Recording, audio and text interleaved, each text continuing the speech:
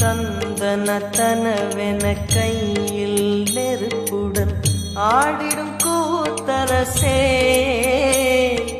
அம்பலம் போல் எங்கள் நெஞ்சகம் உள்ளது, அம்பலம் போல் எங்கள் நெஞ்சகம் உள்ளது.